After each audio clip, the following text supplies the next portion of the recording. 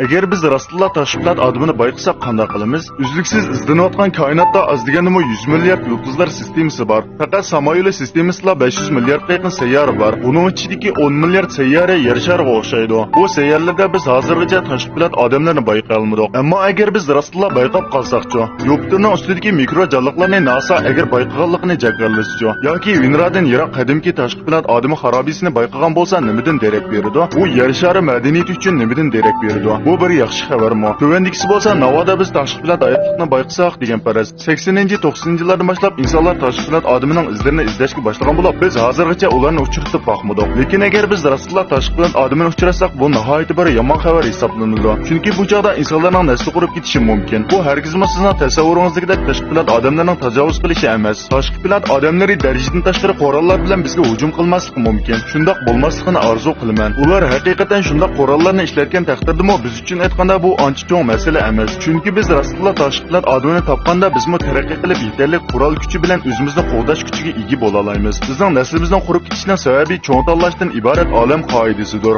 Zodi qandoq tanlash butkul madaniyatimizni vayron qilib o'taydi. Yana kelib nima uchun vayron qiladi? Biz aslab boqaylik. Asosiy tadqiqot bizga shuni uqtirdiki, tashqi madaniyat cho'qim olamning ma'lum bir yerda mavjud bo'ladi. Agar shundoq bo'lsa, biz u yerda jonliqlarni bayqa olamiz emasmi? Koinot qaramoqqa bitmas tugamas mavhum bo'shliq. Koinotning poyansiz ekanligini tunib yetgandan keyin bu ziddiyat olimlarni izchil gangirtib qo'ymoqda. Ular uni Fermi paradoksi deb atadi. Bu mulohizada mundaq deyiladi. Mayli bir madaniyat qayerda paydo bo'lishidan qat'iy nazar ular o'xshash tadrijiy taraqqiyot yo'liga amal qiladi. Oldi bilan koinotdagi barliq jonliqlar qizil yulduz sistemasidan kelib chiqqan. Hamda hayotlik tanchisining taraqqiyotiga mos keladigan muhitga ega bo'lgan. Ondan keyin organik birikmalar birlashib o'z-o'zini taraqqiy qildirgan. Eng oxirida texmo murakkab hujayra a'zolari tadrijiy taraqqiy qilib tafakkur qila oladigan cho'ng mingi ega turlar barliq kelgan. Oxirida ular planetni o'z qo'liga o'tkazib olgan hamda o'zining ehtiyoj bo'yicha uni o'zgartgan. Yer sharida bu dal biz insonlarni ko'rsatdi. Ondan keyingi qadam olam mustamlikchiligi. Bu ishning yuz berishida nurg'unlagan sabablar bor. Balki nufusning ziyoda eshib ketishi sababli yoki hayotlik bo'shliqqa izlash, yoki quyosh sistemasini bir-birlab bo'ysundirib bo'lgan va yoki faqat qiziqish sababli mayli qandoqli bo'lsin barliq madaniyatlar homini olam mustamlikchiligi yo'lga mangadi. Ba'zi tashkilot jonliqlari balki bizdan necha milliard yil burun taraqqiy qilgan bo'lishi mumkin. Ammo ular yana yer sharida paydo bo'lmadi. Qaraganda biror narsa olam mustamlikisiga to'sqinlik qilayotgandek qiladi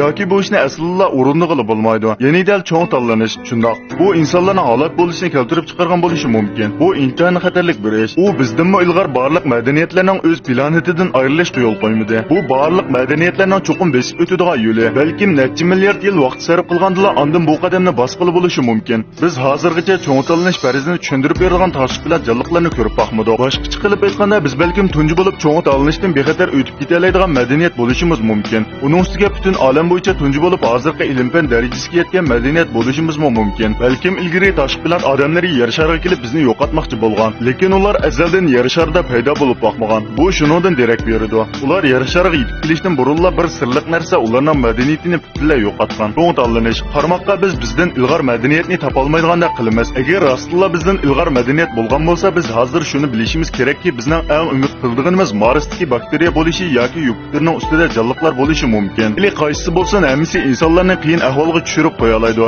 Lekin eng chatoq bo'lgani yana tashkilot madaniyatlarning iznalarini bayqash bo'lishi mumkin. Chunki agar ular cho'ng tanlanishdan amon qololmagan bo'lsa, undaqda bizga fursat qolmaydi. Birdan-bir farq shuki, ularning nasli qurib ketdi. Ammo biz yana vayron bo'lish yo'lida izlanyapmiz. Bayqalgan tashkilot madaniyatlari qancha murakkab va ilg'or bo'lsa, bu bizning cho'ng tanlanishdan shuncha yiroqlashganligimizdan darak beradi. Balkim cho'ng tanlanish bu irq kul planetni egallashga boshlagandan boshlanishi mumkin. Sun'iy aqliy iqtidor ularni kashf qiluvchilarni yo'qotishi mumkin yoki gen tahrirlash qurilishida xatolik ko'rilishi, yer shari illib ketishi qatorliq bu har qanday ish bo'lishi mumkin. Bular balkim nasli qurib ketgan tashkilot madaniyatida yuz berib bo'lgan bo'lishi mumkin. Ham bizning beshimizdami yuz berishi mumkin. Tashkilot madaniyatidan bayqash davrimizdagi kishini eng hayajonga soladigan xabar. Lekin bizga nisbatan olamda hech nima bo'lmasa eng yaxshi tanlash bo'lishi mumkin. Yana necha milliard planet bizning izlanishimizni kutyapti. Lekin u boshqa bir masala. Mazmun yorg'on bo'lsa bizni qo'llash yuzidan eng ostidagi xanzuchi e'lonni chekib qo'ying. O'zingiz qiziqadigan temalarni inkas rayonida qoldirishni unutmang. Biz kelarki sonda tayyorlaymiz.